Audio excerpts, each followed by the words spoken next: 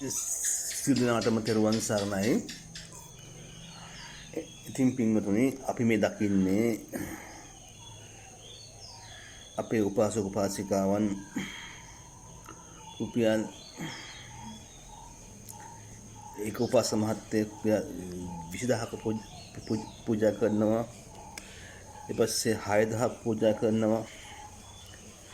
තව මෙහෙම කොහොම හරි රුපියල් 43000කට කීයද රුපියල් 43000කට ගත්ත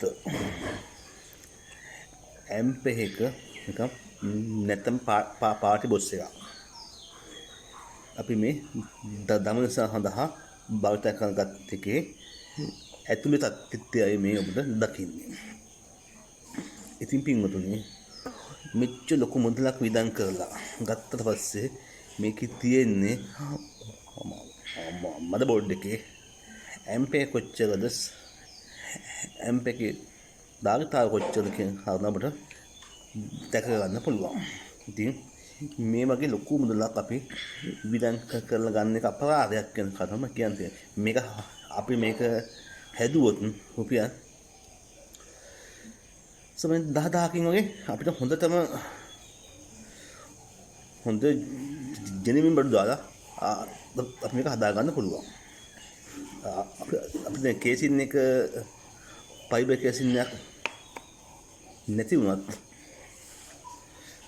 ලෑලි අපිට හදලා නිර්මාණ ලස්සන නිර්මාණයක් කරලා අපි හදා ගන්න පුළුවන්. මේ ඒ නිසා තමයි මම මතක් කරන්නේ. මොකද මේකේ ආපු දෝෂ නිසා තමයි අපි මේ ගැලෙන්නේ. ඉතින් මේකේ බෑකප් එක අඩුයි.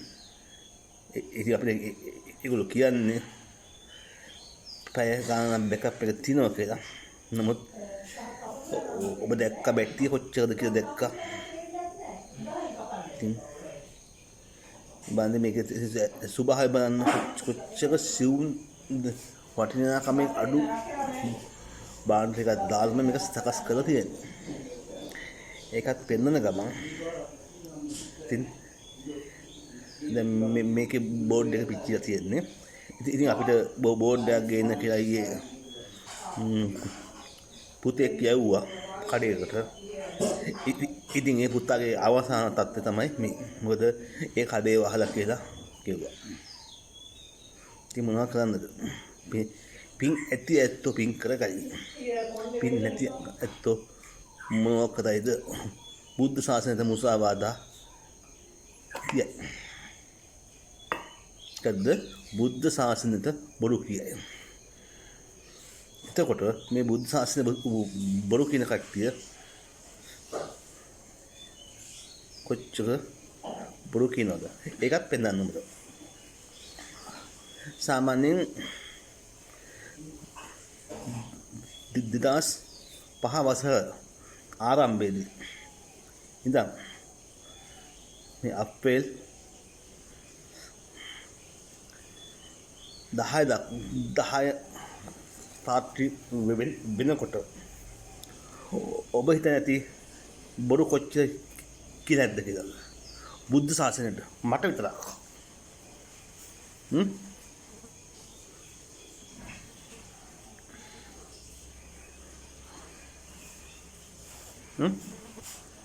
අපි ගැඹුරින් බැලුවොත් එහෙම ගැඹුරින්ම සහත් භූමියෙන් සාපේක්ෂව බැලුවොත් එහෙම මට බොරු 593ක් කියලා දෙනවා. දැන් මොකද්ද 593ක් මාස 7කට මට කතා කරන උපාසක උපාසිකාව.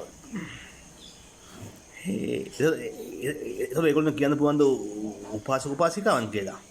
දැන් පින්වතුනි ඒ නිසා ඒගොල්ලෝ ලොකුම කෝල් එකක් ගන්න. එතකොට ඒ කෝල් එක ගන්නම් කියන්නේ හවස් වරුවේ. එක්කෙනෙකුට හවස් වරුව කියන්නේ දවල් 12න් පසුව. තව එක්කෙනෙක් ඉස්කෝලේ ගුරුවරයෙක් නම් එයා 2කින් පස්සේ හවස් වරුව කියන්නේ. තව ඉන්නවා මේ හවස 4කට 5ට ඕපන් කට්ටිය. එක්කෙනෙක් හවස් වරුව කියන්නේ 4. තව එක්කෙනෙක් හවස් වරුව කියන්නේ 5. 5න් පස්සේ. එහෙනම් දවල් 12 ඉඳන් 5 වෙනකම් මුසාවදා කරගත්ත කට්ටිය ඉන්නවා. හවස් වරුවේ කෝල් එකක් ගන්නම් කියන කට්ටිය.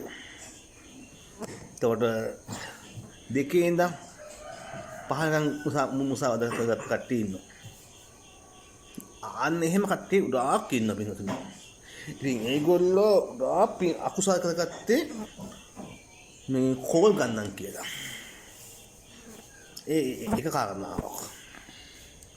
ඒකට තව කණ්ඩායමක් ඉන්නවා ඔබ වහන්සේ බලෙන් අහන්නේ මේ අරහතුන් වහන්සේ මොනවද ඔබ වහන්සේ පූජා කරන්න ඕනේ නේ කියන්නකො කියන කන් කෙරේ ගලා ගන්න. ඉතින් ඒ පස්සේ කියන්නකො පස්සේ මං අහනවා ඔබතුමාට කීයක මුදලක් පූජා කරන්න පුළුවන්ද කියලා. ඊපස්සේ අපි මුදල් භාවිත කරන්නේ නැහැ. ඒක වටිනාකම දෙයක් මට කියන්න පුළුවන් කියලා. අර කන් කෙනේ කියලා අහනවානේ මොනවද පූජා කරන්න කියලා. එතකොට එයා කියන රුපියල් 1000ක දෙයක් පූජා කරන්නම් කියලා. හරිද? ඒකලා ඉතින් ඒ පින්කම කරන්න අමතක වෙලා විශ්වවිද්‍යාලෙ ගිහිල්ලා ඒ දිරියක් අමතක වෙලා ඒ පින්කම කරන්න අමතක වෙලා විශ්වවිද්‍යාලෙ ගිහිල්ලා ඕන්න විශ්වවිද්‍යාලේ දරුවෙක්ගේ මනස ක්‍රියාකාරීත්වය පින්කම අමතක වෙලා හරිද? ඉතින් අද වෙනකම් ඒ දරුවා මුසාවාදා ඕන්න. ඉතින් ඔන්න ඔය සිවුම් මුසාවාදා කොච්චර වෙනවද? ඉතින් ඔන්න ඔය ගොඩාක් කාරණා ඔබට පැහැදිලි කර යුතුයි කියන කාරණා තමයි මතක් කරන්න ඕනේ. එහෙනම් ඔබ සියලු දෙනාටම මේ නව වසරේ මුසාවාදාවෙන් බේරෙන්නට සත්‍ය ධෛර්ය ලැබේවා. ඔබේ මනස මේ මොහොතේ රහත් ඵල දක්වා සාක්ෂාත් කරන සත්‍ය ලැබේවා කියලා ආශිර්වාද කරනවා. තිරුවන් සරණයි.